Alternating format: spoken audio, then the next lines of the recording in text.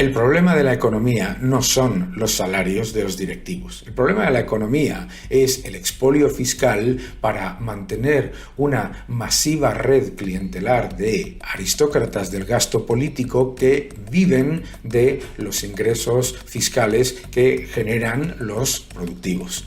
El problema de España es que una persona como Yolanda Díaz gane más de 78.000 euros al año adicionalmente de todos los gastos pagados, su vivienda pagada, etc. Y eso sea mucho más de lo que gana el directivo medio en una empresa española que son fundamentalmente pymes. Vamos a hablar de todo ello.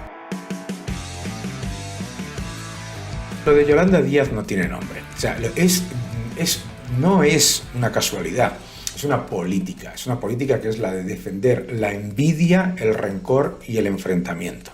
¿Qué es lo que dice ella? Dice que el problema de España es el salario de los directivos. Bien, el salario de los directivos en España no es particularmente elevado. Si vamos a las cifras de Randstad, nos muestra que un director de recursos humanos, un directivo financiero, etcétera, se mueven en salarios que están muy por debajo de lo que gana, por ejemplo, un asesor de alto nivel o un alto directivo del sector público y por supuesto, sin gastos pagados. Claro, porque Yolanda Díaz cobra de todos nosotros 78.200 euros más los gastos que pasa a los contribuyentes, más vivienda, etc.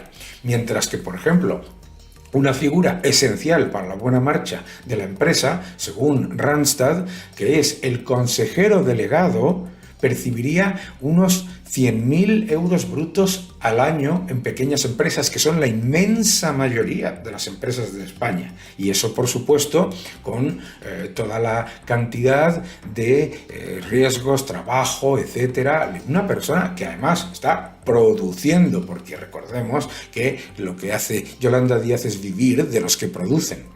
Es muy importante, además, entender que el problema nunca es el de la remuneración de los directivos en empresas privadas, que depende de su junta de accionistas, que depende de su productividad, que depende de su trabajo y de lo que genera la propia empresa.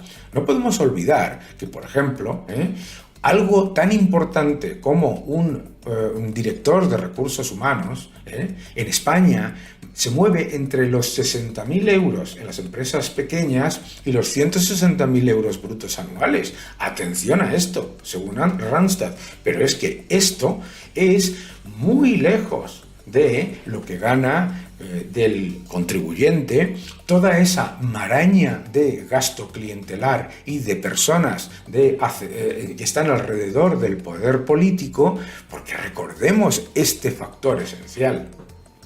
Todos esos asesores, todas esas personas que se mueven dentro del poder político, ojo, cobran, uno, del sector productivo, dos, tienen toda una serie de gastos cubiertos, que no ocurre con todas estas personas que además, vuelvo a repetir, su salario depende de su productividad, cosa que no tiene nada que ver en el caso del sector público.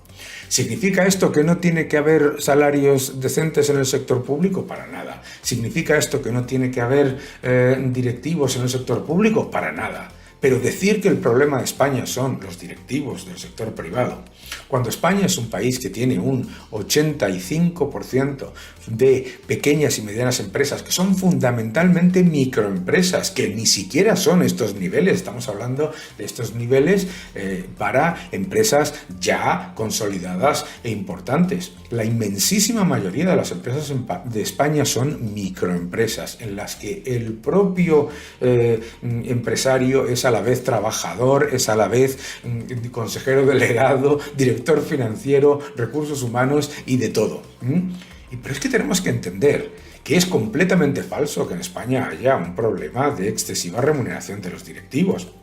Si lo miramos en las empresas del IBEX, claro que los directivos cobran más, pero es que las empresas del IBEX son 35. Y además los directivos cobran más y cobran también mucho más los trabajadores que tienen posiciones medias y bajas, pero mucho más. Por eso, obviamente, se pelea la gente por trabajar en esas empresas, porque remuneran mucho mejor. ¿Por qué? Porque son más productivas, tienen mucho mayor tamaño, mucho mayor músculo financiero. Es decir, el problema no es introducir la envidia sobre el salario de los que más ganan en una empresa, generando y produciendo y dando valor a los accionistas. El problema es el expolio fiscal que sufren todos, desde el más bajo hasta el más alto, por mantener a todas esas estructuras clientelares y todo ese gasto político que Yolanda Díaz es instrumental a la hora de aumentar. Y no olvidemos que cualquiera de estos políticos que están todo el día hablando de redistribución viven de los salarios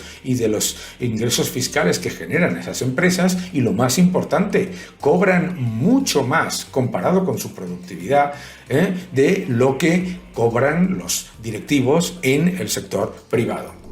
Por lo tanto, nadie ha hecho ricos a los pobres haciendo pobres a los ricos. Nadie ha mejorado los salarios de las personas que cobran menos reduciendo los salarios de las personas que cobran más. Nadie jamás ha conseguido que el socialismo funcione.